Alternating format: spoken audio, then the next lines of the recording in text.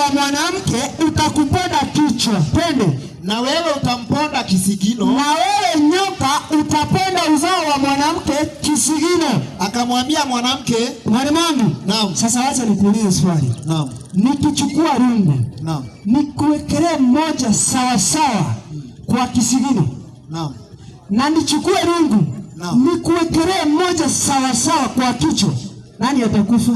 Mwenye amewekelewa kwa kichwa. Mwenye amewekelewa kwa kichwa. Sasa Bwana Mungu akapeana hii ahadi kwamba japokuwa mwanadamu ameasi akusikiza maagizo ya Mungu na amekula tunda akaanguka dhambini, Mungu akampa hii ahadi kwamba kwa uzao wake atamponda nyoka kichwani.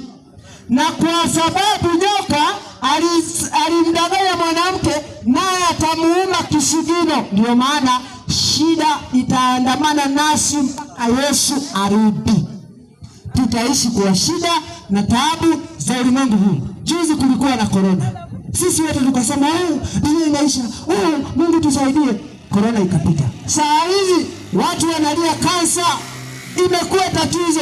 Leo hii watu wanalia diabetes, wengine wanalia njaa, wengine wanalia vita, wakisema amani amani.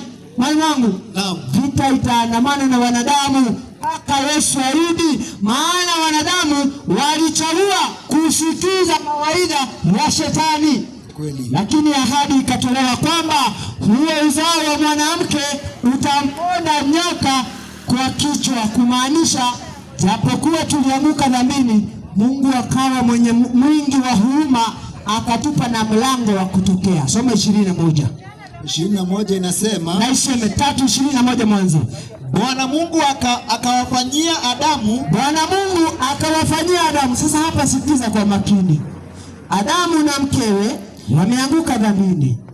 Bwana Mungu akatoa ahadi kwamba atakuuma kisigino, utamponda kichwani. 21.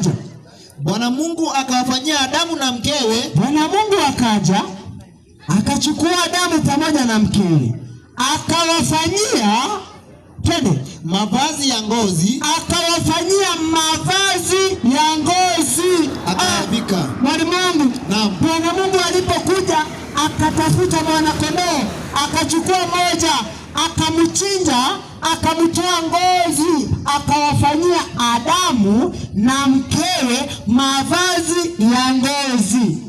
Hilo ni somo kubwa sana. Mwalimu wangu, mavazi ndio nini? Ni nguo ama kitu cha kufunika mwili. Hiyo ndio mavazi.